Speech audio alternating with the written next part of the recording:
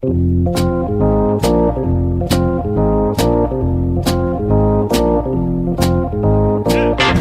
us a little bit about what you saw and being able to relay that message to Cora when you watched Kimbrel pitch and kind of help out so he wasn't tipping his pitches. So tipping pitches, we hear about it all the time. People at home understand what tipping pitches is all about. It's amazing. And That's remarkable. Alex, our boy made news this week. Well, really, our boy provided a platform for Fox's Kevin Burkhardt to make news this week. Mm-hmm. Did you see this? I saw that Burkhardt was chatting with him, but I didn't actually see the nature of the conversation. Hang on, so Alex Rodriguez and Jason Kelly, who, as far as I'm concerned, is not a real person, even though he's in this photo with Alex Rodriguez. Could be AI, not sure. They host a podcast for Bloomberg called The Deal. This podcast has come up on our podcast before. Mm-hmm. And you've scoured it on the internet. I think on YouTube. Do you watch the YouTube version? I've done some of the YouTube versions. Recently, I've been getting the transcripts of all of them for a yet to be revealed project. Is that right? Yeah. Did we talk about this offline? We did briefly. Okay, that's great. Moving on from the fact that I'm forgetting conversations that we have in real life. Kevin Burkhardt was the guest on this past week's episode, released on the same day that we released our most recent episode. Competition. Counter-programming? It was counter-programming the way that they were talking about I'm sure. things. My biggest takeaway, I listened to this. In fact, I was listening actively to this as you showed up to my apartment today to record this podcast because I was looking for the moment that got pulled out into an awful announcing article about Kevin Burkhardt's take about strikeouts in today's game. Mm-hmm. And now, listener, I am going to play that take for you. We are going to talk about it here in the cold open. But before we do, this podcast is bad, bro. Yeah, I know. It's a badly made podcast and it's weirdly edited. You can easily tell that the conversation was like 3 times as long. Yes. And it was cut down to 45 minutes for the sake of the pod. Mm-hmm. That's bad. That's bad job. That's a bad job. I agree. The first thing that stuck out to me about why the podcast is bad is Alex Rodriguez's ad reads, which is the first thing that you hear when you listen to it. And I'm going to play one for you. We could all use more time. Amazon Business offers smart business buying solutions, so you can spend more time growing your business and less time doing admin. I can see why they call it smart. Learn more at AmazonBusiness.com. A new era of... I can see why they call it smart. Should I pull that clip and put that in our intro? Tipping pitches. I can see why they call it smart. What is that ad read? Zero riz whatsoever. No, I'm going to try to do this without getting myself in trouble. Okay, that's good. A technology exists in the world that can create the likeness of someone else's voice and have an AI read it. Mm-hmm. So basically, like if you have a person say a bunch of phrases using every possible syllabic combination in the English language, and then you can train it like a Siri voice to sound like that. Do you think that was actually Alex Rodriguez reading that ad? Or do you think it was AI? Not A-Rod, but AI. A part of me thinks that A-Rod wouldn't want to give that up. You know, he's like...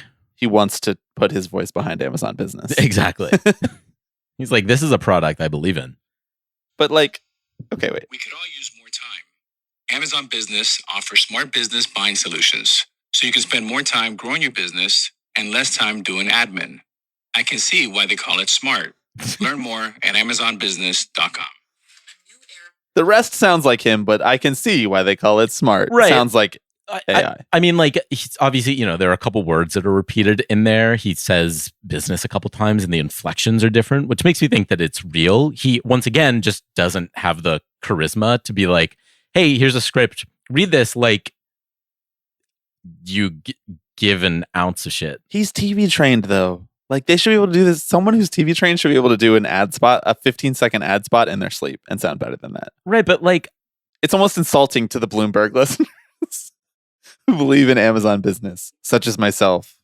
I don't know. If you're listening to The Deal with Jason Kelly and Alex Rodriguez, you get what you pay for. Honestly, you said the deal, and I was like, that's not what it's called. And then I rechecked the photo, and I'm like, that is what it's called. But I didn't pay anything. This is free content. Yes, exactly. Okay. Now I'm going to get to the clip that I actually went and found about Fox Sports' Kevin Burkhardt, who, by the way, I'm pro Kevin Burkhardt. Yeah. I think he's a fine guy. He got to start with the Mets broadcast, so I have a soft spot for him. He's a good broadcaster. However, this take, it comes on the heels of them talking about, they spent a lot of time talking about the Olympics and Alex Rodriguez's time over in France watching the Olympics and what has stood out. And he talked a lot about like the Timberwolves players who are there, who he's been observing. And after that whole conversation, they got into a conversation about, I believe the Jason Kelly question was just like, so what do you think about the state of baseball? And of course, they got started talking about the age-old thing that we have banned from this podcast at least once, if not multiple times, the baseball is dying conversation. I'm not sure if you know this, Alex, we need to market our players better. Did you think anyone at MLB is considering marketing the players? That's a really good idea. We should write them an email. We should, and say, hey, I heard this spot on the deal with Jason Kelly and Alex Rodriguez featuring Kevin Burkhardt. So they spent about 10 minutes talking about how baseball could market their players better, including Alex Rodriguez insinuating that MLB should have had a presence at the Olympics, even though there's not baseball there. Yeah. I mean, I know that conversation's been happening about like baseball in the Olympics 2028. Some players are in favor of it. I'm in favor of it. I think it's weird. We would probably lose. We'd probably lose. Also, I don't know how it would happen in like the middle of the season, but that's not what this is about. We're talking Kevin Burkhardt. We had a 60-game season. We had a 60-game season. Yeah. Okay. That's true. We can have a 3-week break for the fucking Olympics, which are happening in the United States of America against everybody's desires. Here's what Kevin Burkhardt then followed up and said about another thing that is hindering the expansion of our great game. And then I get why we've gotten to where we've gotten with the lack of action with the 3 true outcomes, which is homer, walk, strikeout. I understand it's because what the numbers have said, and we're following the math, which I get. But I would find some way to penalize a strikeout more than just it's an out. There needs to be some way, and I'm not sure just off the top of my head answering your question what it would be. But the strikeout has become all too commonplace. You know, when you played, I mean, you've told me this, you were embarrassed to strike out. You talked to all the greats, they were embarrassed to strike out. Doesn't matter anymore.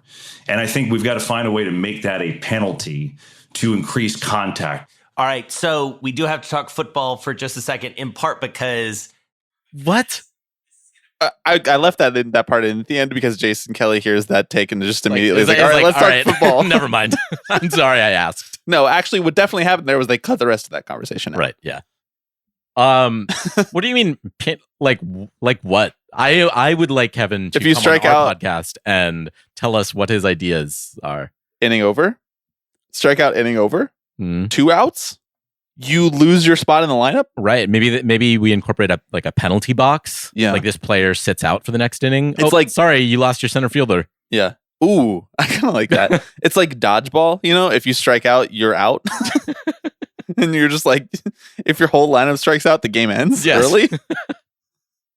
I mean, this is like Savannah Bananas stuff, man. I know. We stop trying to change the game. Why are everybody's trying to change the game? They did talk about the rule changes and how they've had a positive impact on a lot of the things that maybe felt a little bit stale about the game over the last 4 or 5 years. But then they immediately are just like, well, we need to chase that high again. We need to penalize strikeouts more. Got back in your day, Alex Rodriguez, people used to take pride in not striking out. It's like, is a weak ground ball to the right side that much better than striking out in terms of attracting young viewers? Right. Like, that's what you're asking for. It's also like this. And by the way, we have a whole offense crisis in baseball. And so you're going to penalize the offense more for the thing that they can't help but keep doing? That's the other thing that I was going to say. It's like, are you saying that players are just like choosing to strike out, like actually don't care that much? Because I don't think that's the case. It's a macro change that's happened to the game. It's not micro players' individual fault that there are more strikeouts. It's a confluence of things. But unfortunately, we have a lot of people being like, well, if players just cared more about not striking out, it's like, it's not that easy, man. Look at the shit that's up there. Like, look at what they're seeing. Yeah. Yeah. I don't know. It's this generation, man. They just want instant gratification. They don't want to work anymore. They don't want to work. They're like, I need that fix. I need the ball going the other way. Come on. I don't know. The long arc of the game bends towards like baseball. At the end of the day, we're still going to be playing it. It's going to be here tomorrow. It's going to be here the next day. Like, you don't have to reflexively respond to everything. It's like the game goes through ebbs and flows. Let that happen. Don't try and put your thumb on the scale every time you think the game is changing slightly. Also, like, there's no other better punishment for a strikeout. That is the worst kind of out. Yeah. And teams know that. Mm-hmm. That's why pitchers who can't strike people out don't make the majors. Yes. And that's why hitters who strike out too much, there is a line. Mm-hmm. You know, you can't be Ahmed Rosario. You can't be Ahmed Rosario and be an everyday player. You get DFA'd and then the Dodgers pick you up year over year. Yes. I mean, teams know this. Analytics people know this. Like the big bad werewolf, the analytics community knows this. It's just like people are just really looking for low-hanging fruit and ways to criticize the game because for whatever reason, as sports fans, we just have a critique fix, you know? We just have an absolute need and desire to criticize something. And I mean, who am I to say? Like, we sit here and criticize something about baseball every single day. I think they should slime the players who strike out, you know? They should wear a dunce cap. They should wear well, and then it's great because you can like look out onto the field. No showers or anything. So it's like, wow, everyone's green except for Luis Ariz. Must be good. Must be nice. Except Luis Ariz is not even that good. Yeah, I know. That's the thing. They would have Shohei Ohtani trade strikeouts for his 475-foot home runs. People like this. It's like he's hitting 307, but if he didn't swing so hard all the time, just think he could be hitting 320 with 15 fewer home runs. The fans would be rolling. We'd have to turn people away at the gates. Yeah. It's so dumb. Okay, we actually have a fun podcast lined up for you guys today. It's fun and it's funny that we forgot our own 7-year anniversary. This is maybe like the 4th time in the history of the podcast that we have forgotten the anniversary of the podcast and forgotten to talk about it and done it 1 or 2 or 3 weeks late on the feed. But this year we came up with an idea for an episode to do. And then we forgot to do it. And that idea is we are going to, since it is our 7th anniversary of doing the show, or it was on July 31st, we are going to do an exploration of the number 7 in the history of baseball. Now, I'm cribbing this idea in large part from my friends at the Blank Check podcast, who for their live show this past year, when they had their 9th anniversary of doing the show, they did an exploration of the 9 most 9 things in movie history, which was very funny. Lovely show. Love those guys. Very creative execution of an anniversary show. So we're going to do something akin to that here on the Tipping Pitches feed. And we're going to put our own little flavor on it as well. So I'm excited to do this. And it wouldn't be the 7th year of doing the podcast if we didn't bury the actual real episode idea behind 15 minutes of making fun of Alex Rodriguez's podcast. Of course. That's what you come here for. So the Tipping Pitches 7th anniversary pod, 2.5 weeks late, is coming up. But before we get to it, I am Bobby Wagner. I'm Alex Paisley. And you are listening to Tipping Pitches.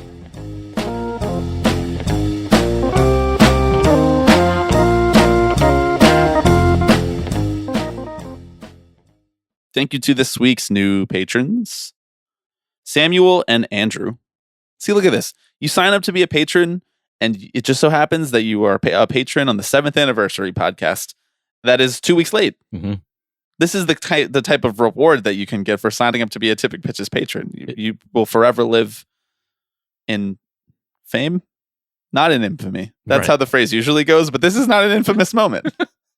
Not yet, at least. Not another Samuel. Has anyone ever struck out 7 times in a game? I feel like after 6, you probably get benched, right? Like, well, what if you're really good? Are you looking it up right now? I am.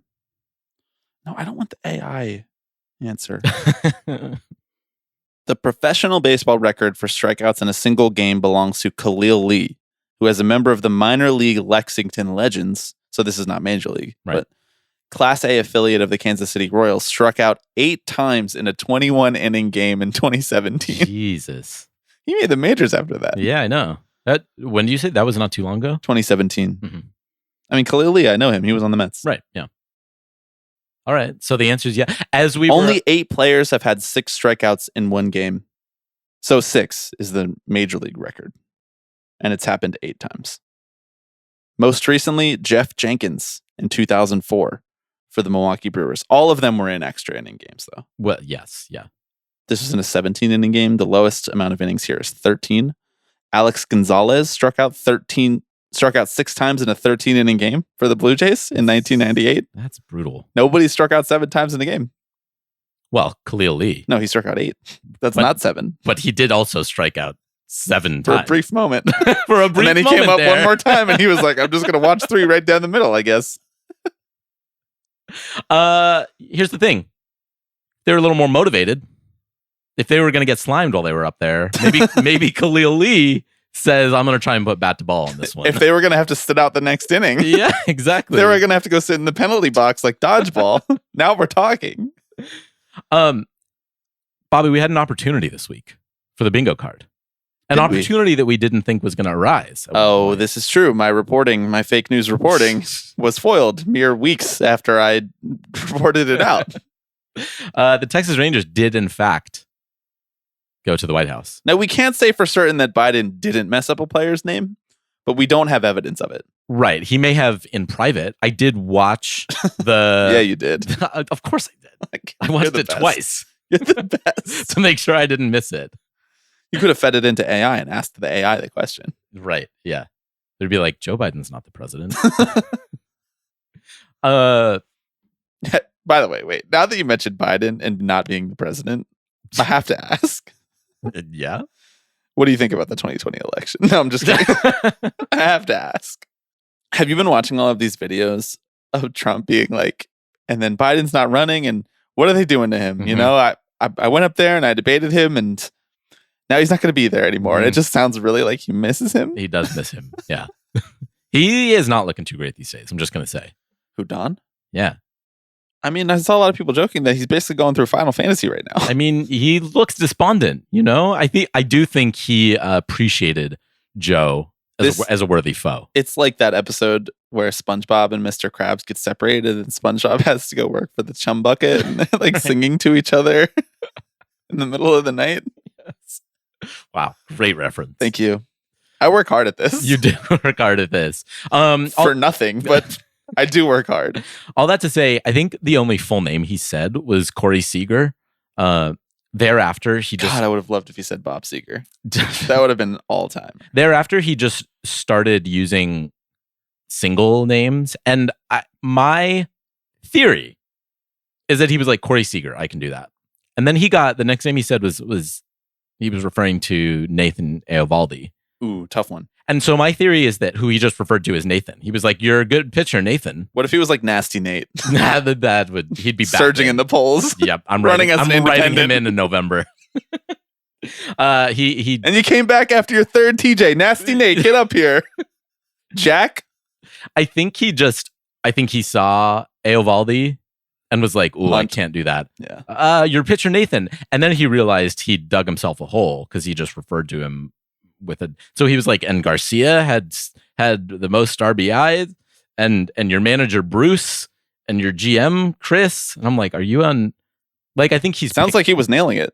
he was nailing it. Actually, he did a great job, but he did say that 28 out of every high school student is Latino.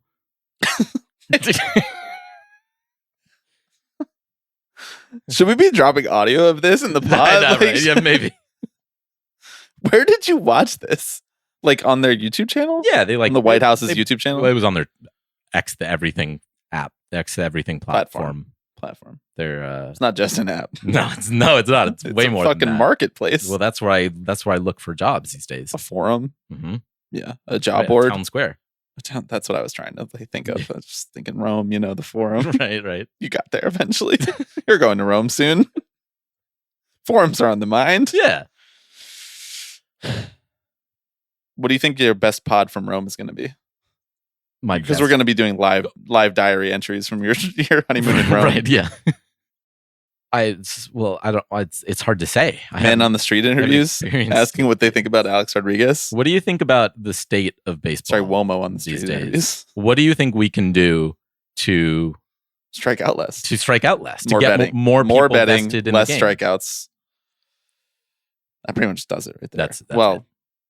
do they have the virtual ballpark in Italy yet, or is that just a USA beta program? Oh, that's a I'm going to be locked in on this over there. I'm Dude, exclusively when you're in a foreign country, consuming- you can watch every game blackout free. It's I know. awesome. I was in Canada just watching the Mets. Yeah. It's great. I mean, Canada is the one where you actually can't watch every single Right, team. yes, but yeah. I wasn't trying to watch the Blue Jays. No offense. I think Blue Jays fans are often not trying to watch the Blue Jays this season.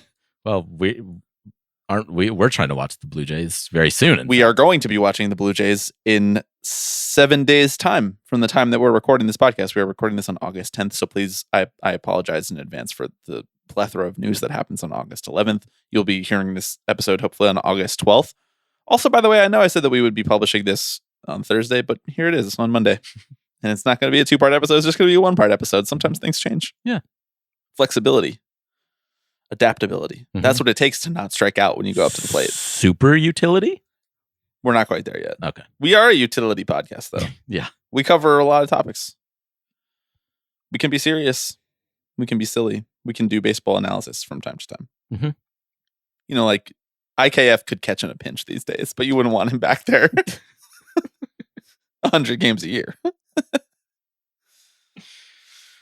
Shall we do our 7? I think our let's 7, get 7, and to 7. it. Let's dive right in. I don't know what we're calling this. Yeah. Would you like to reflect on the 7 years of doing this podcast at all before we start this exercise, or would you like to just No. let those things come up naturally? As we, It's been 7 years, it's been a ride. and I've felt all 7 of them. I feel them all on my back right now. Would you say that we're seasoned vets, or just vets? Should we bring Jeff Passan on to Well, can help you us be break down the difference? can you be a super utility player and a seasoned vet? I would argue you can. I think so. You can't be a seasoned vet and a superstar, because seasoned vet implies that that's like the highest title that you hold. Sure. Yeah. When if you are indeed a superstar, Right. Then of That course, supersedes it. you are a seasoned vet. Like Right. that comes with the territory. Exactly. I think we're seasoned vets. We've think- been around the block. We hit Yeah. free agency last year. No, we didn't do anything with it. But our Right. service time clock crossed 6. That would have been a good bit to do on the pod a year ago. Yeah. Go to free agency. Yeah. Not a lot of people lining up, though. A lot of offers on the table right now. We could be like Jose Iglesias signing a minor league free agent deal, turning it into a music contract. Mm-hmm. I've lost the plot. I'm lost at this Okay, point. great. Let's start the 7th anniversary pod.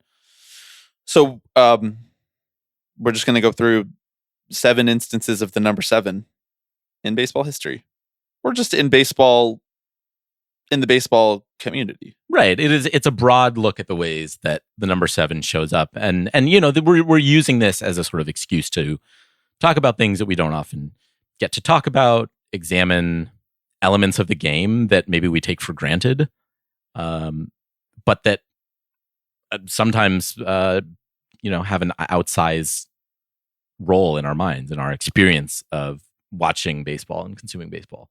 So I'm excited for this. This was fun to talk about and prepare for. We've got some honorable mentions coming at the end as well.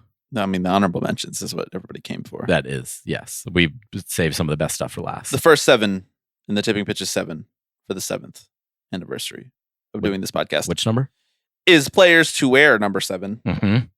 Now, throughout baseball It's history, crazy. There have been 7 of them. can't wait till we get to the 99th player to wear 99. Oh my God. We should. What? We don't have time for this, but why does Aaron Judge wear number 99? No, you're right. We don't have time for this. Just like that's dumb, right? It's actually because of shit like the first player on this players to wear number 7 list, Mickey Mantle, because half the Yankees jersey numbers are retired. Mm-hmm. Mickey Mantle, the MLB, this is by WAR, by the way. I went to Baseball Reference and I just sorted by WAR. Mickey Mantle, the most WAR ever for a player who primarily wore the number 7. Pudge Rodriguez, number 2. Not what I would have guessed. Kenny Lofton, number 3. Craig Biggio. Twins legend Joe Mauer, with the full support of future Vice President of the United States, Tim Walz. Did you see this? No. He just like has tweets from the past being like so happy to see Joe Mauer get inducted into the Hall of Fame. And people were passing it around like, at least he's not one of those weird Twins fans who for some reason hates Joe Mauer and thinks he's overrated. Yes, that's true. He passes another test. It just keeps him coming. And JD Drew. That's where I cut the line off. I was like, JD Drew, You're like we're like, good. good career, JD Drew. Now, the current players who wear number 7. This is a really talented list of players. Why do you think that is? Is it because 7 is like a sexy single digit number? Kind of, yeah. It seems like a middle infielder's number and an athlete's position number. Basically, there's a lot of shortstops and a lot of like center fielders or outfielders. Yeah, I do this feel list. like I feel like the single digit numbers usually go to those players who are, I don't know, a little more nimble, Swaggier. a little swaggier. This is all backed up by data and science. I want to be very clear. I mean, we are a data and science first podcast. I did not write down the players who wear number 77, although I was tempted because it's a bunch of weird relievers. Yeah. I don't know how that came to be. Okay, the current players who wear number 7. Bobby Witt Jr., Heard of him. Corbin Carroll, Jackson Holliday, Masataka Yoshida, Dansby Swanson, Dominic Fletcher, who's on the White Sox, bet you knew that, Spencer Steer on the Reds, Brendan Rodgers, Shelby Miller, who, I don't know if you know this, he plays for the Tigers. Shelby Miller is still in the league. That's news to me. Joe Adell, Trey Turner, Super Utility Man, IKF, Ha-Seong Kim, Jorge Polanco, Jose Caballero, and that's it for the current players who are number 7. Not a bad list. You know what I will say, a couple utility players on here. Yeah. At least one super. One super. I would say Ha-Seong Kim is at least utility, if not super. Everyone else probably not. I'm sure Corbin Carroll could play second if you give him a couple years. Dansby Swanson could play center field, right? Absolutely. Now, there is a notable player who wore number 7 for one season. Who's that?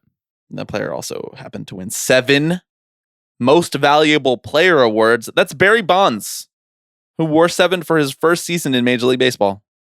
I love that idea that he like came up and I couldn't get his number. And then it's like, okay, now I'm Barry Bonds. You're right. Now I got to change my number.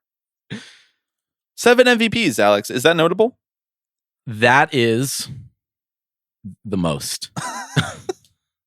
How is that even possible? I really don't understand how that's possible. I mean, just like, once again, one of the most insane baseball reference pages to look at for very obvious reasons. Insane, yeah. Also, 762 home runs. Okay. That starts with 7. 688 intentional walks. That rounds up to 700. 73 home runs in a season. That starts with the 7. And he was a 6th overall pick in the 1985 MLB draft, which comes right before the 7th pick. Wait, what position did he play? Left field. Whoa, no. Wow. Nice pull. I'm just looking at his baseball reference and there's a ton of 7s in a row. And I'm like, wait, what's that? Really, he was kind of more of a DH at the end there. But yes. He, ate up a couple innings in left field when he needed to. All right, wanted to start off easy with the players wearing 7. Because when you Google baseball and 7, it's just a bunch of baseball players who wear number 7. Yep. Mm-hmm. Took a little bit of a deeper research to get into the other stuff. It did, yes. So we're starting with some easy ones, and we'll get to some. There's some fun anecdotes in here. Who's your favorite player on this list? On the like active players list, or either, or just either. Either. I mean, you can pick someone from the active player list. I don't see anyone on here that like really is one of your guys. No, maybe Kenny Lofton. Great answer. A sick player. Sick player. So sick. They don't make them like that anymore. No, they really don't. In the sense that his pants fit so perfectly. And he was really fast. Yes. I mean, I love Joe Mauer too. Me too. He's like I don't know. I don't want to call him like boring, so to speak, but he was so consistent. Yeah. Until obviously injuries kind of prevented him from his Prevented most him from- valuable skill. Right. Yes, exactly. Yeah. But I don't know. He just cornerstone, I feel like, of my sort of baseball experience growing up. It was like, oh yeah, Joe Mauer. He's the best catcher ever, right? Well, he's not. He No, hasn't he's not. surpassed Pudge, That's true. who's the best catcher to wear number 7, and I guess he's not the best catcher ever. No. Did you ever wear number 7? What were your baseball numbers? I don't think we've ever talked about this. It actually came up at the bar last night, but That's true. Yes. Well, I mean, you want to know what my first number was when I 99. was no. Guess again. I know the answer. 13. Yeah. That's why you have 13 tattooed on your back in the size of jersey lettering. Right. Yeah. It's just a coincidence that you have the name Rodriguez over top of it. That was in I don't know. That was my first year of Little League. It was 13. I was going by Why did you choose that? Was it like an ace player who was wearing 13 at the time, or were you just No, like, that's a cool actually- number? I actually don't. I think it was just a cool number. I was like 13. That sounds sick. And hey, my nickname. That's where I garnered the nickname Abe, which obviously a reference to my Hey, Alex, Right. a Yeah. Rod, who Yes. famously wore number 13. 13. This is great. This is great content. We're already talking about a different number. What? It was that and 4. 4 is a good number for you. 4 is made more You sense, strike I me think. as a 4. Yeah. 13, sorry. Don't imagine you have enough power for the number 13. It's fair. I did not. I don't think I ever wore number 7. I wore 11 my whole life in all sports. Mhm. And then in high school on the basketball team, I wore 21 because 11 was already taken. Right. When I played football, I wore number 2, So ones and twos, man. pretty much. I actually surprised myself by enjoying wearing the number 2 because I hate even numbers. I hate even numbers. I'm a pure odd number guy. I think odd numbers This is Look- fascinating. cooler. Yeah. They sound cooler. Uh huh. They feel more natural to me. The lettering is better Mhm. on odd numbers. Yeah. Those are the crooked numbers that we're looking They are for in the crooked baseball. numbers, exactly. However, if I had to choose, I do think 2 would be the most odd looking even number. Like it curves and then it has a lot of straight lines in it. Come on, bear with me, right? You Yeah, kind of see where I'm coming from? I do. I thought two is a great number. 2 is a good number. I chose it because Matt Ryan was wearing number 2 at the time, and I sort of liked his vibe as a quarterback. Yeah. That's You're what a I big chose for Atlanta football. Falcons guy. Not really. No. This was more like Boston College Matt Ryan. He's gunslinging. Ah, okay. I grew up with someone who was his cousin. So, Wow. yeah. In case Tracks. you're interested. All right. Tuck that one away. Just keep that one in your back pocket Right. for I any can't wait future to know pods. what crucial piece of information just left my brain so that I can remember that. And also that I only like odd numbers. Mhm. When I turn the volume up on the television, always keep it on an odd number. Yeah. Always. 5, great number. Great number. Great 6, dumbass number. Horrible number. You know what is a great number though? 7. 7. Another odd one. We didn't do this last year for the 6th anniversary, and guess what? We're not doing it next year for the 8th. This But come talk to me at 9. is already an amazing podcast. Do you want to go to the second 7? Let's go. Let's go to the second 7 on Go the to the Tipping second Pitches 7, 7 yeah. for our 7th anniversary. The second 7 is Game 7. We're just Game 7s. The idea of Game 7s. Take it away. The 2 most beautiful words in sports, Alex. Game 7. 7. Yes. You know my Kevin Burkhardt shit. Yeah, they've been doing this a while. 1905.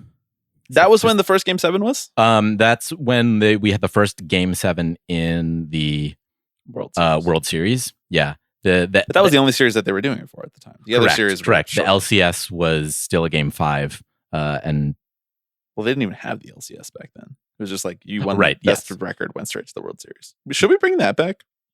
Should we get rid of playoffs? yeah, it's just a fan vote at the end. Imagine how deranged sports fans would be now about like a regular season lost on August 9th if it meant that was actually taking your chance away of going to the World Series. Mhm. Whereas now people are really deranged about it, but it means nothing. Yeah. In the case where it would send you to the World Series or not, your regular season record people would actually like jump out of buildings. Actually, I'd like to correct myself. Okay. Go real quick. 1905 is when they first employed the Game 7 format. Yeah. But we did not actually get the first Game 7 until 1909 between the Pittsburgh Pirates and the Detroit Tigers. Pirates won that one 8-0. So Ooh, so close. yeah. And then again, the LCS. You could have just lied. You could have just said 7. Everyone would be like, whoa. I know, yeah. And then never looked it up. The LCS was implemented in 1969 as a 5-game series, and then switched to best of 7 in 1985. And thank God it did, because it took the Mets 7 to beat the Houston Astros in 1986 in the National League Championship Series. And they partied all the way home. I mean, some of baseball's biggest moments, right, for obvious reasons, have happened in Game 7, right? As the last, with regards to the World Series, it is the last game of the season, if it makes it that far, right? So obviously everything is kind of hinging on this, and it's when you see players like really dig deep. We got Madison Bumgarner. Like that is where the legend of Madison Bumgarner is kind of cemented, is when he goes 5 scoreless out of the bullpen in Game 7 of the 2014 World Series for the Giants. These are recent examples. Obviously, the Cubs Game 7 when they won in 2016 was actually one of the most insane baseball games I've ever witnessed. Also, I'd just like to point out, which player has appeared in the most Game 7s, Bobby? In the World Series or just period? Mm-hmm. I think we're talking World Series. Okay. Most Game 7s. Yeah. It's like it tracks for the purposes of this conversation. Mickey Mantle. Yeah, there you go. It took me a little bit. I was like, my brain was like, it's A-Rod. A-Rod. The answer is A-Rod. It has to be A-Rod. The answer is always. If he's asking me a question, it's A-Rod. Everything's coming up A-Rod. I'm like, but he was only in the World Series once. It can't be possible. And that series didn't go 7. I was there. I was alive. So Game 7. I don't know. Do you have thoughts on Game 7? Should we make it 8? You know how many? Okay, wait. Should we make it 8? Yeah. You know there was a Game 8. There was in 1912. Yes, there was, because they allowed Game 2 of the 1912 World Series to end in a tie. Yeah. Because the 11th inning, they just called it for darkness and then didn't pick up from that point. The next day, they called it for darkness and didn't pay them for the game. That's unreal. They didn't pay them their revenue sharing check of the playoffs, of the gate receipts. And it caused like serious discontent amongst the players. But anyway, what I was going to say, no, we should not make it 8. That makes absolutely 0 sense at all. We should make it 11 though. Makes a lot more sense. Just keep it going. Just play it till December. Do you know how many Game 7s have ended in a walk-off in baseball history? No way. Is it the obvious answer? No, it's 13. Yes, it's 7. It's 7 Game 7s. Wow. Have ended in a walk-off. Wow. Come on. 18 Game 7s have been 1-run affairs. Largest margin of victory in Game 7 is when the Braves beat the Cardinals 15-0 in the 1996 NLCS. That should like take a game off the series. Like that should be a 6-game series. If you lose Game 7 by 15, it wasn't even a 7-game series. Doing this exercise, I do feel a little bit. Did you ever watch the rehearsal? No. All right. Well, then that makes my my point kind of moot.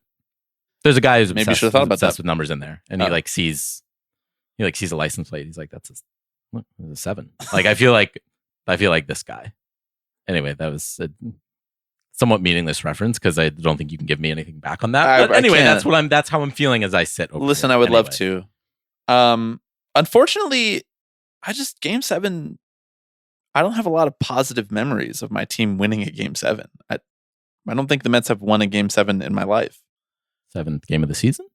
They probably haven't even won one of those in my life. I'm certain that I guess it's possible that they could have won one in the 90s, but they lost Game 7 of the 06 NLCS, the Andy Chavez catch, followed by the Carlos Beltran strikeout. And then Wait, well, 1986. In my life, I said. Oh, sorry. I got. Yes, you're right about that. The Mets are. Plus, they lost Game 7 in the 1973 World Series, so that balances out 1986. Yeah, so they're 1-3. The Mets are in Game 7s and haven't had one since 2006. Right. Honestly, I'm kind of thankful for that. My heart can't handle Game 7s. I mean, the Game 7's great. Do you think baseball is the best Game 7 sport? As the only sport, I like. Do you think?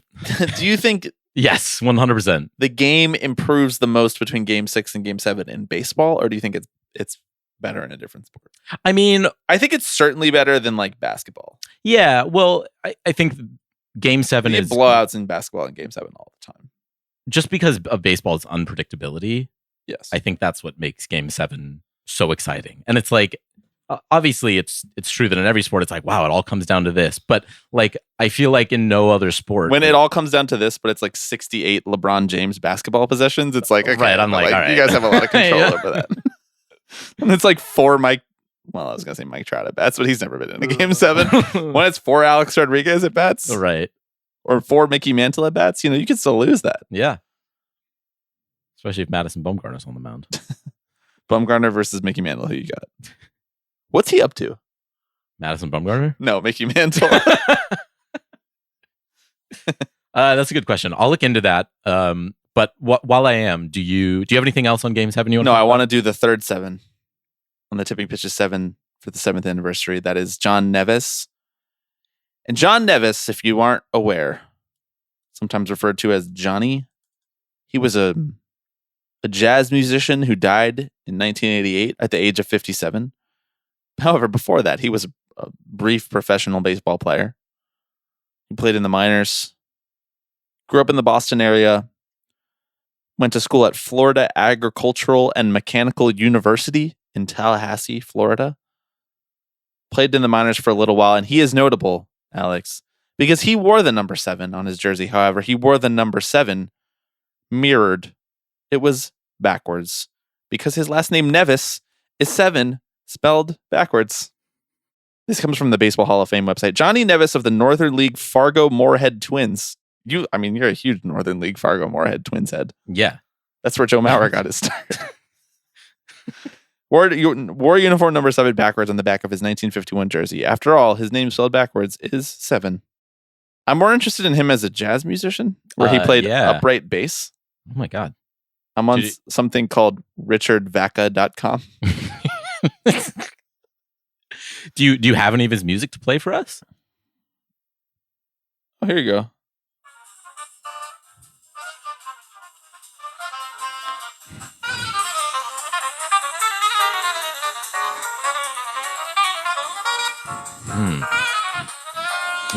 Do you like jazz? I do like jazz. Do you like listen to jazz a lot? Not actively. I have artists who I like follow. Any suggestions for the listeners at home? This guy John Coltrane is crazy. You should check him out. Check him out. Someone at home being like, I'm going to write that down. John how do you spell Coltrane? I love jazz. That's why I asked. I listen to jazz a lot. Do you do it like recreationally? You'd be like, oh, I want to pop on this jazz album, and like, or are you like, oh, I do I'm it like mostly doing functionally, something, right? The latter. Although I wish I was the type of person who could recreationally listen to jazz and like speak intelligently about my preferences between artists. Right. Most of the time, I just hear jazz and I'm like, "Fuck, sounds sick." Wow, they snapped with this one. I don't often hear jazz and I'm like, well, that's bad. Because even if I don't really like it, I'm like, they probably were going for something artistic here, and I don't know enough to say whether or not they got there. Yeah. But it's something that I really relate to about the filmmaker Damien Chazelle. Is like most of his films are really just like they answer the question, what if there was a guy who liked jazz too much? Mm-hmm. Yeah. And I relate. Anyway, John Nevis. I don't have a ton more to say about him, but like he's the perfect kind of example of something that comes up only on an episode like this. His name is spelled 7 backwards. And he's like, I'm just gonna put a 7 backwards on my jersey. Why are you allowed to do that? How do you put that into the poor manager sitting there like, okay, how do I write this down into my into my scorebook? What was it, like a one-time thing? Was He over did it for the wait, it was 1951 over the season. course of the season. Yes. Okay. Johnny Nevis played in a quintet with trumpeter Herb Pomeroy. Mhm. Working with Pomeroy was John's bread and butter. It was his bread and butter. It was, according to Richard Vaca. What does that mean exactly? Working with him was his bread and butter. Do you think working with me is your bread and butter? Kind of, yeah. All right. Would you like to move on to the fourth number 7? Let's do The it. Tipping Pitches 7 for the 7th anniversary. We're on number 4 of number 7. I'm gonna start. Fourth 7. I'm gonna start of calling 7. it Nevis just from here on out. That would be really confusing. I'm going to go in post and flip it every time. Okay. Play it backwards. If you play the entire, by the way, at home, if you play the entire catalog of Tipping Pitches in reverse, it's the future winning lottery codes. The fourth number 7 that we have here on our list. Fourth 7 of 7. 4 of 7. Fourth out of 7 of the 7s. You're confusing me. Nolan Ryan. He didn't wear number 7, Alex. No, he did not. But How did he make it onto this list? Thank you. I'm so glad you asked, Bobby. Just that's what I'm here for. He threw not 1, not 2, not 3. Wow, you went LeBron not on me. 4, not 5, not 6, Not 8. not 8 either, or 9. Bum. He's a bum. 7 no-hitters throughout his career over the course of. It's a statistically significant amount of no hitters. That is a large amount of. That is a large sum of. That is more just complete games than like people who are making their debut now will have in their career. Just go off, King. That's right. Let's go. Why doesn't Kevin Burkhardt have energy for the fucking starting pitchers who can't make it past the 5th? It's true. Mm-hmm. You want strikeouts to go down? Stop going max effort. Exactly. No, stop. No, hang on. Actually, I have a couple more clips from the deal that I was going to play. That's fine. I think halfway through this episode, you should just swap in the deal and see if anyone notices. Yeah, no, Okay. they won't because everybody will be tuned out. 7 no hitters. Yeah, that's a lot. He threw no hitters over across 3 decades, with his first coming in 1973, the California Angels. Mm-hmm. The final one coming with the Texas Rangers in 1991 at age 44. 44. So if you add those together, You get close. You get pretty darn close. You get to 1912's version of 7 because they played game 8 instead of game 7. I've always wanted to be a conspiracy theorist, and this might be the closest that we get to it. You're just like ignoring all logic. 3 decades he had no hitters in 3 separate decades. This is like that fact about how Usher has a number 1 hit in 4 straight decades or something like that. You know that fact? I did not actually know that fact. I'm trying to find it right now. It's kind of altering my perception of reality right now. I feel like I just fell out of the a 90s, street, 2000s, honestly. 2010s, and 2020s. I guess that tracks. Okay, I didn't mean to make this about Usher. Let's go back to Nolan Ryan. Really? That's where you're drawing the line? Do you want to sing a little bit of Yeah by Usher for us? Yeah. You do the Lil Jon part. Okay. And I'll do the Usher part. Yeah. Okay. Yeah. You see, you're not putting your back into it. I know. Nolan Ryan with his 7th no-hitter also upstages Ricky Henderson, who on the same day breaks the all-time steals record. Fun fact. I don't have anything more to say about that, and it doesn't relate to the number 7. What number did Ricky wear?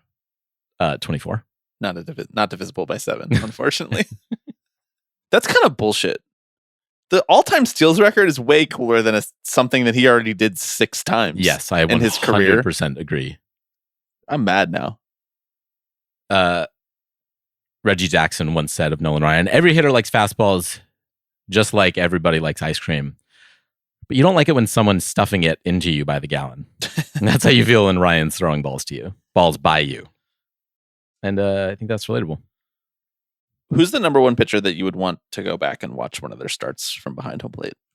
From behind home plate? Yeah. As the umpire, you have to call the game. Right, okay. You do get to wear the arm patch, though, in solidarity with the rest of the umpires. Thank God. Ryan is up there 100%. Well, that's why I asked. I mean, frankly, I think sitting directly behind home plate is like makes me want to go watch like a Tim Wakefield start, Really interesting answer. which would be What number was he? My goal is that anytime this podcast gets any momentum, I derail it immediately. You're doing an excellent job at that. You're never going to believe what number he was. Nuh-uh. 41. 49. Wow. Okay. 7 squared.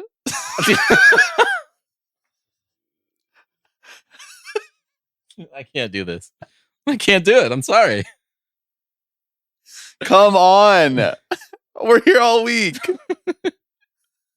All right. Great answer. I love that. Really off the beaten path answer. Yeah, I don't know. If you have that vantage point, I'm like, I want to see someone who makes the ball do stupid shit. Yeah. I mean, he's probably like the number one most unique looking pitch delivery. Mhm. I think I would still probably go Bob Gibson. Yeah, I mean, that would be incredible. Imagine sitting back behind home plate and watching that. Really slider, but it was kind of like a curveball, I guess. They didn't really call it a slider back then. Yeah. Do you think that was a sweeper? So we have the fucking inverted motion or whatever the fuck, the y-axis. I don't even think the y-axis was invented. I don't know why. No, man, I think they had the y-axis. They were doing astrophysics. I don't know why one of my like top 5 baseball vendettas is sweepers. It's a bit, everyone. I admire all of your axes and all of your rotations. Planes. You love all the planes.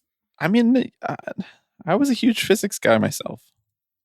Anything else on Nolan Ryan?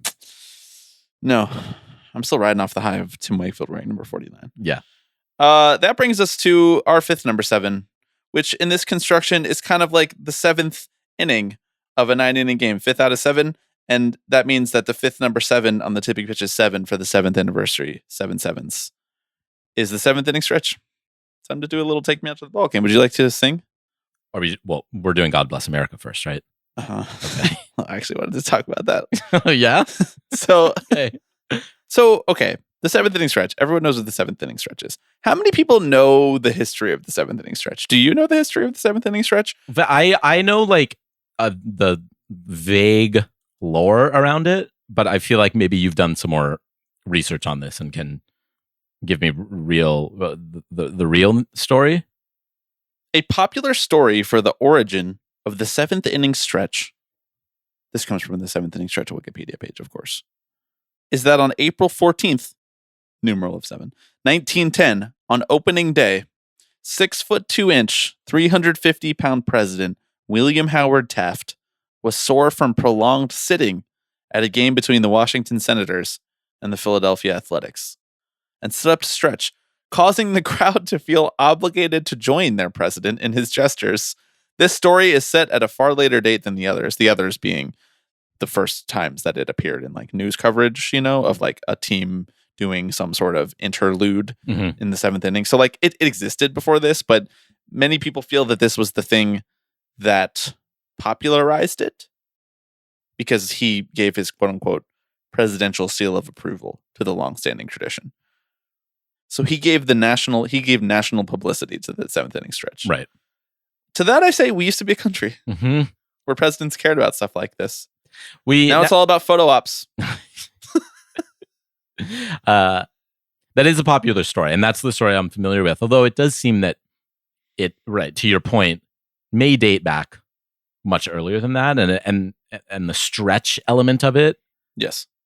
was maybe came at a later date, but yeah, it used to be called the Lucky 7th. Yes. And I believe that is why it landed on the 7th. Right. Because there is documentation of teams doing stuff like this as early as the 2nd inning, and then it just normalized to the 7th because 7 is a lucky number, and baseball fans are a very superstitious group. Also, just kind of weird to do something in the 2nd inning. I'm kind of like, Right, I'm good. Dodgers fans aren't even there.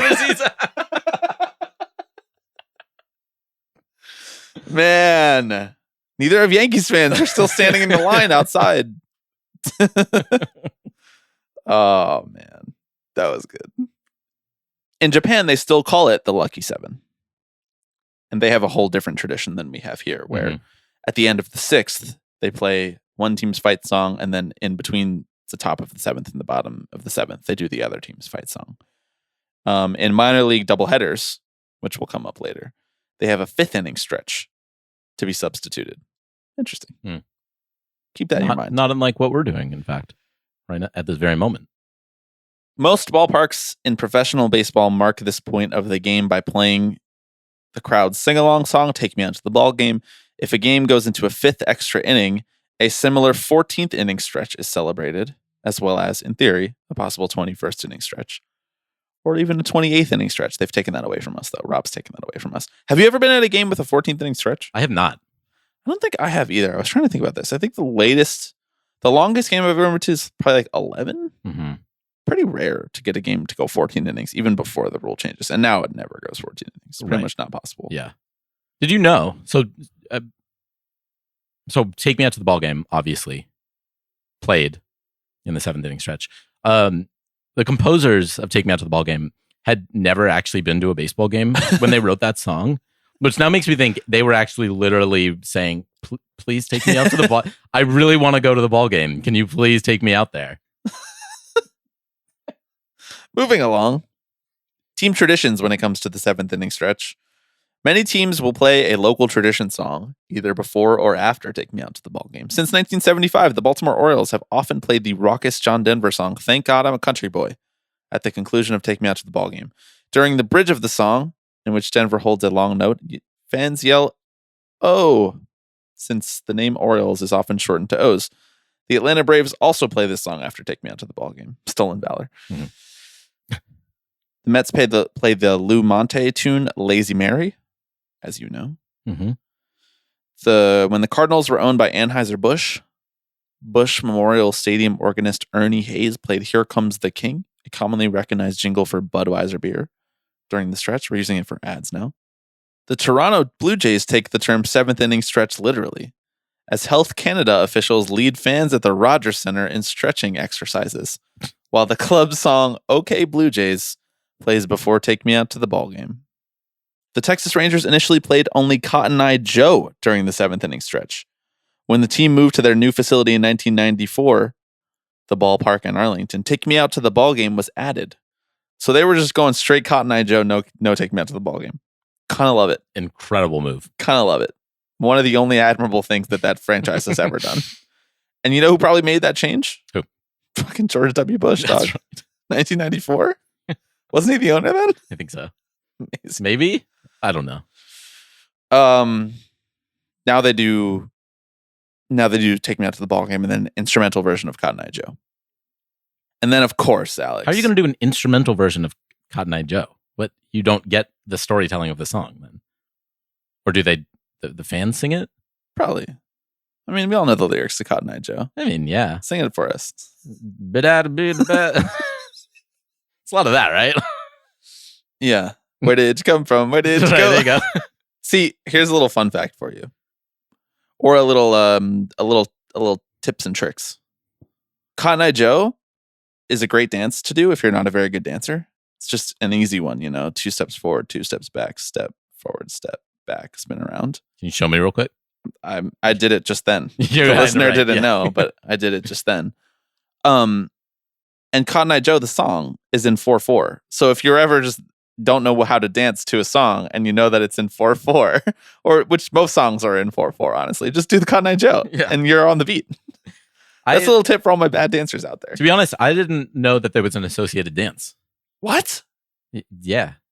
You don't know the Cotton Eye Joe dance? Well, I do now that you just did it for me. Are you fucking with me right now? No, I'm just I the song means so much to me that I just Have you just say you've never been to a bar mitzvah then? You never been to a school dance? I sure, yes. I'm offended by this. Okay. That you don't know the Cotton Eye. This is like when you didn't know what a hayride was. Are you sensing a common theme though? Oh my god. Man. Okay, well they list every single song that teams play on here. Many of the rest of them are not that interesting, except of course that the Seattle Mariners play Can't Hold Us by Macklemore and Ryan Lewis. And the Nationals play Take On Me, which is a great choice. The Twins play Little Red Corvette by Prince, due to the tradition that rookies and newly traded players have to know the lyrics to that song. That's kind of sick. I didn't know about that. This. And then, of course, Alex, the New York Yankees play Take Me Out to the Ball Game during the 7th inning stretch, but it is preceded by none other than God Bless America. Ever since the September 11th attacks on the World Trade Center, you think what about this tradition? I think it's a shame that all other 29 teams stopped doing it. Because immediately afterwards, I believe Bud Selig requested, said, all right, everyone's doing this right now. Yeah, it was probably a really chill request. Really chill request. And then most of the teams were just like, can we stop? Do we have to every time? Do you think they should play it between every inning? I think they should do a line between every inning, you know? You get God Bless America first. The millisecond land that I love. Stand beside me. Stand beside her. Stand beside her. Stand beside me as well. And guide her. So we're up to the 4th inning? You're right. Through the night. I think we're going to run out of innings. With the light from above.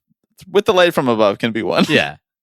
From the mountains to the prairies. Yeah, we gotta combine. No, maybe we use the half innings. Let's go back to the beginning. Between the first, after the top of the first, we play the first line. And then after the bottom of the first, we play the second line, and then so on. Then we have 18 opportunities. Okay. We're going to work on this a little bit more. I did not realize how many lyrics we were going to be reading on this show. See, what has always offended me about God Bless America, it's not the blind patriotism. It's not the boringness of the song, really. It's it's fine. Our national anthem's boring too. Plenty of countries have boring patriotic songs. Mm-hmm. What has offended me is we have This Land Is Your Land fucking sitting right there. It's right there. And that is a tune. Yeah. That's a tune. Mm-hmm. And it's actually sick if you think about the lyrics. I mean, yeah, but that's why they don't play it, right? You think the New York Yankees are playing a satirical song about the Redwood Forest, bro, to the Gold Stream waters? I know. This land was made for you and me. Mm-hmm. Mostly me. Stand beside me and guide me. Do you know that the sing-along to Sweet Caroline doesn't happen in the 7th inning stretch? It happens in the 8th. Interesting. I kind of like that. I feel like I've been kind of lied to. Not that anyone ever told me it did happen in the 7th inning stretch, but I was under the impression of I was lied to by myself.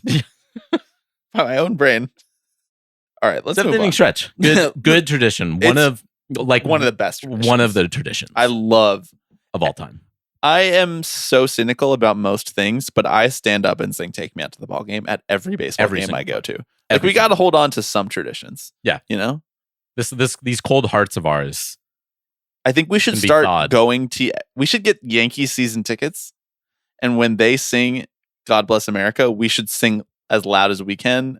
This land is your land. Hey, I think we should just sing "Take Me Out to the Ball Game."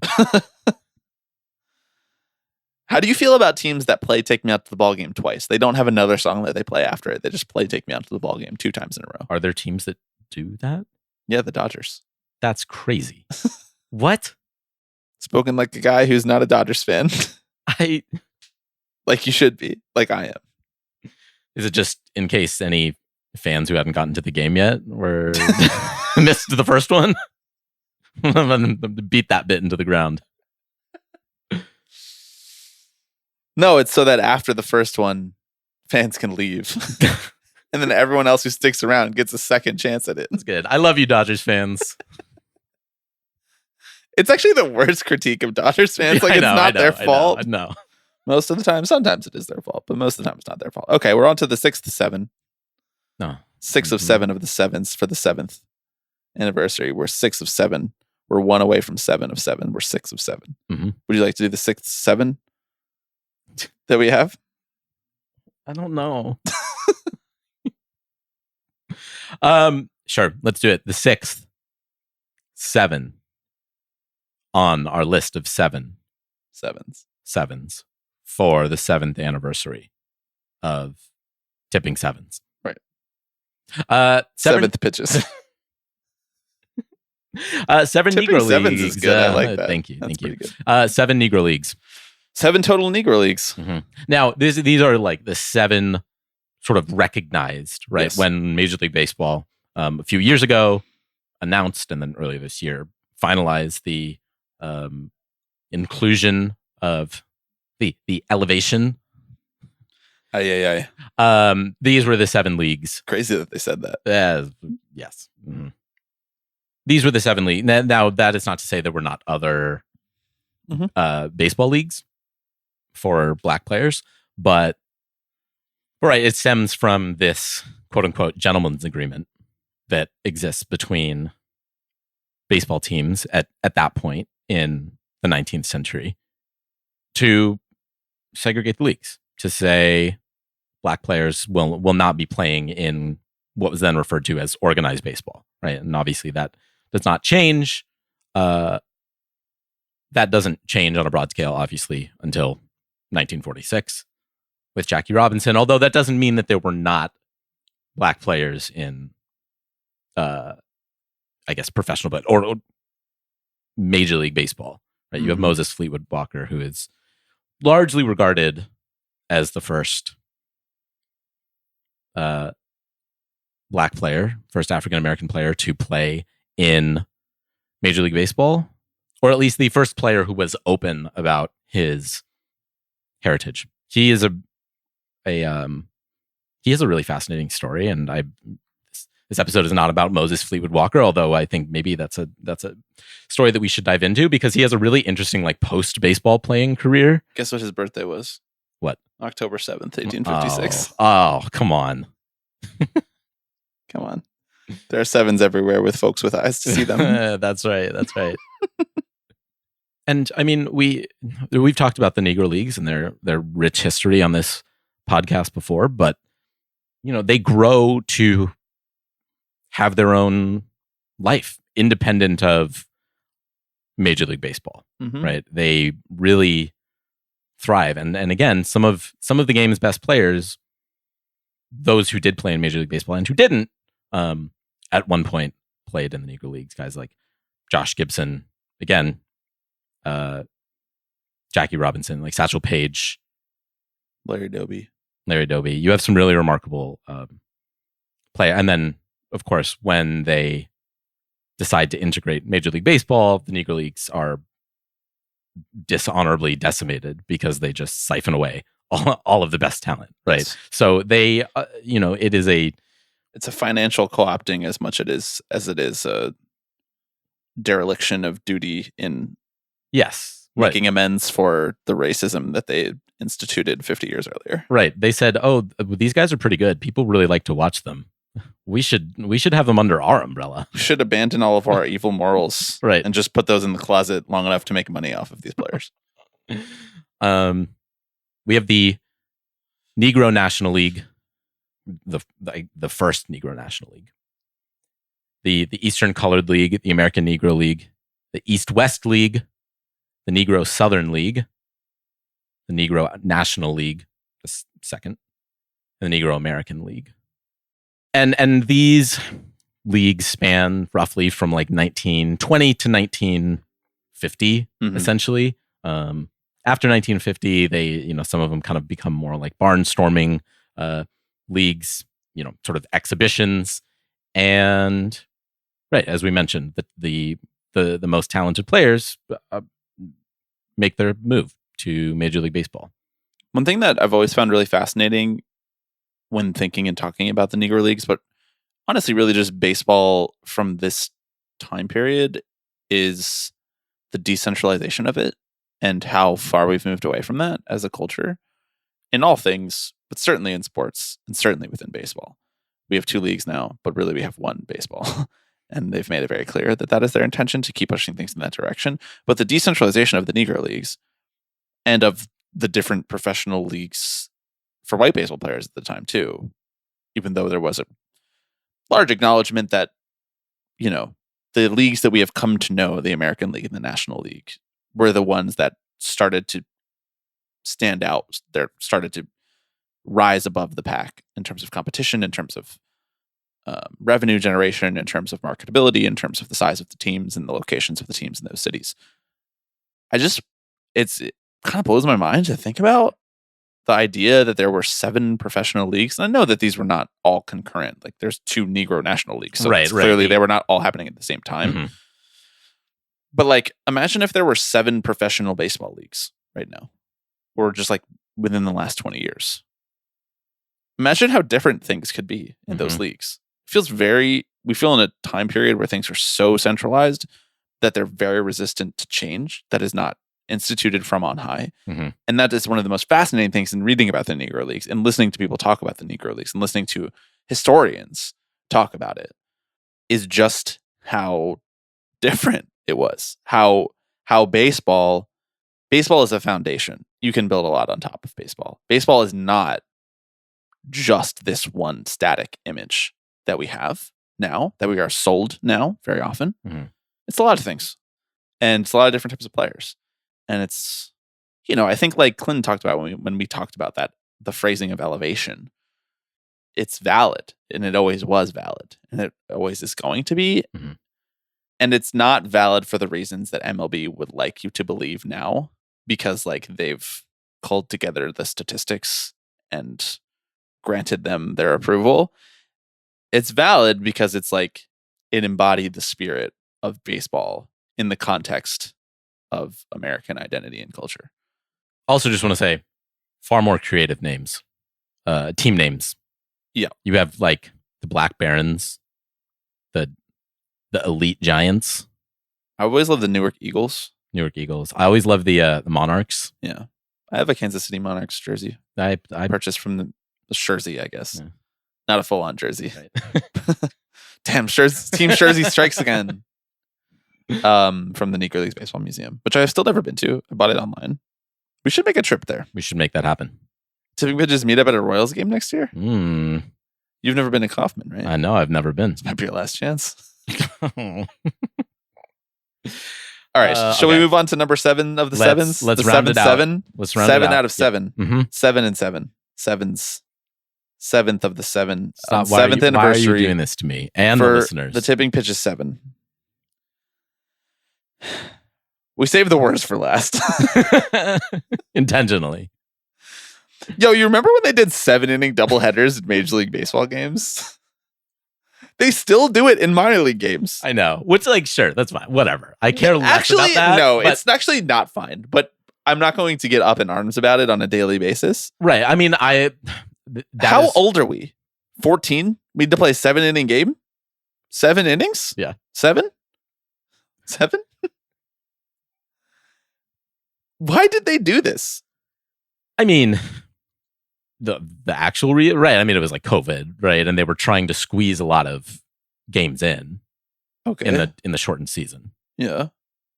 You asked why they did it. So it was just so the stated logic of the time was like, we're going to have way more doubleheaders because we're going to have a lot more cancellations. I guess. And that is taxing on people to play 14 innings in one, to play 18 innings in one day. Innings, yeah. So we're going to play 14. So we'll play 14. What's the science behind that? Than those other 4 innings? Again, this was, I guess, for like the pitchers mostly. Right. I don't know. They were. This is obviously when Rob Manfred is just in his bag. He is just. No. This was when Rob Manfred was like, what was he cooking? He's cooking nothing. Right. He was that version of the meme. What is he up to? He's cooking nothing. That was weird that they did that. It was weird. It was unserious. Yes. It was, I mean, the whole season was really uncanny.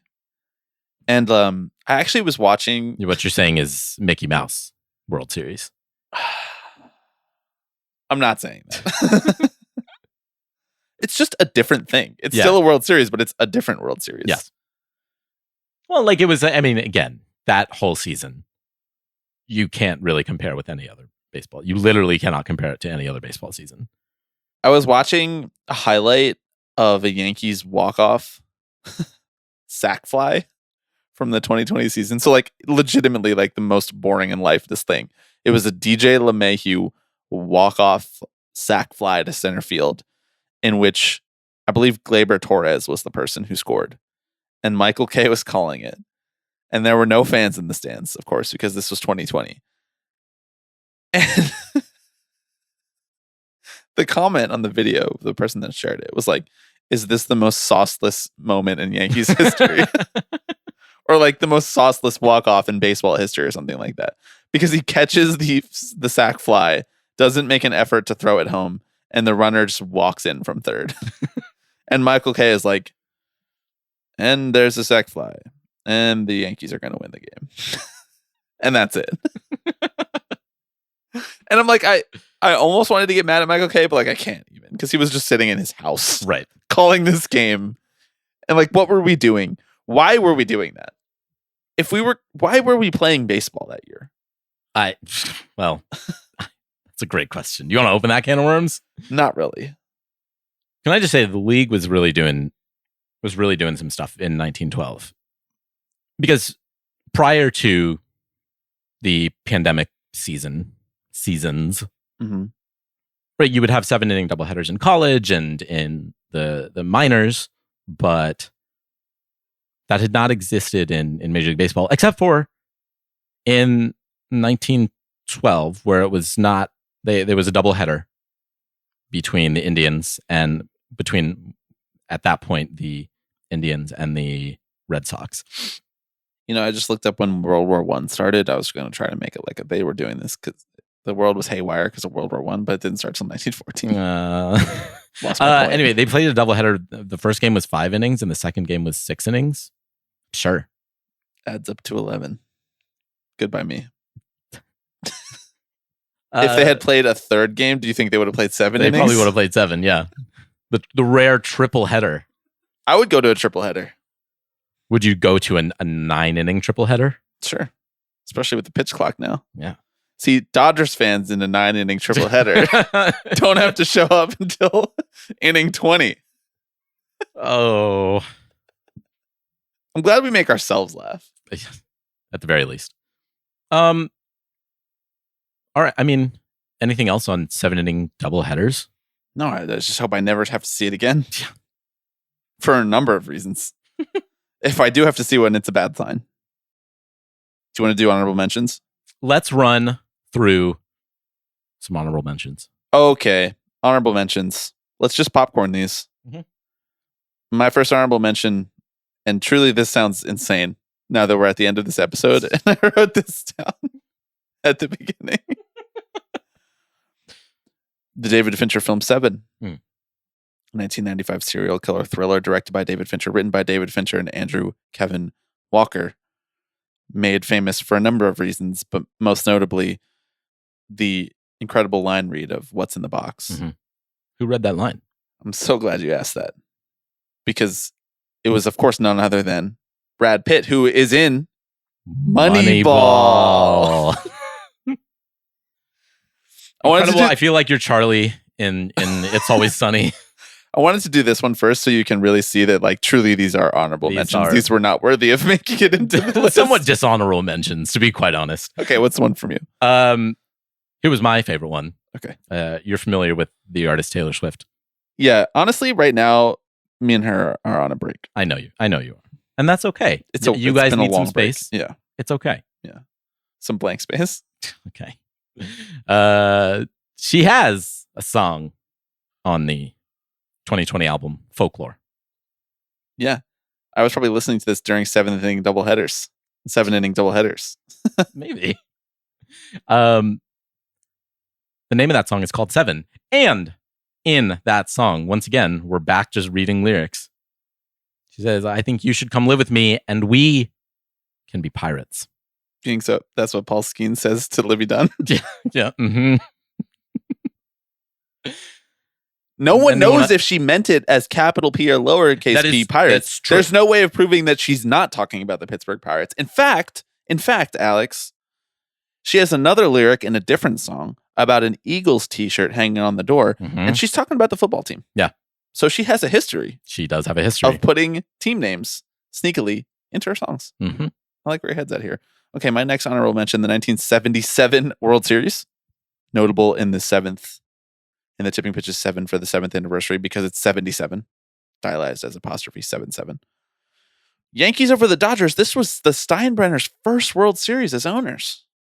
Here's something for you. It was played between October 11th and 18th. Bro, now the World Series ends like November 5th. I know. And there's like 2 days off between every game. Although not necessarily for long. I think they're floating the rule changes that, or not rule changes, but Scheduling changes. the scheduling changes that may accelerate the pace if I think they series should ends play early. double headers for every 2 games of the World Series. 7-inning doubleheaders, you mean? Obviously. Yeah. That's the only kind. Reggie Jackson got his nickname Mr. October in the series.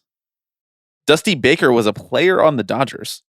And this was famous Yankees manager Billy Martin's only World Series win. He managed against Tommy Lasorda, another famous manager in this series. What a time. I know. A lot packed in there. And then the Steinbrenners never won another World Series after that. Nope, they were never heard Just from one. again. They were never heard from again. You don't hear their names much these days. Mm-mm. Okay, let's And move frankly, on. it's on us. That one's on us. Let's move on. Here we go. This one, maybe it's a stretch. 7th commissioner of baseball. Angelo Bartlett Giamatti. What a name. What a name. Incredible name. Most notably a member of the National Italian American Sports Hall of Fame. I want to be very clear about that. Right, brother. Who else is in there? A bunch of really good guys. Yeah. Famous, really friendly guy, Joe DiMaggio. He was only commissioner for 154 days. That's all you need. That's, and he made one of the most consequential decisions this sport has ever seen. Actually, an incredible legacy. Of course, I'm talking about Pete Rose and his banishing from the sport. Nobody wants to work anymore. He's getting that shit done in 154 days, and it took Rob 10 years to do anything.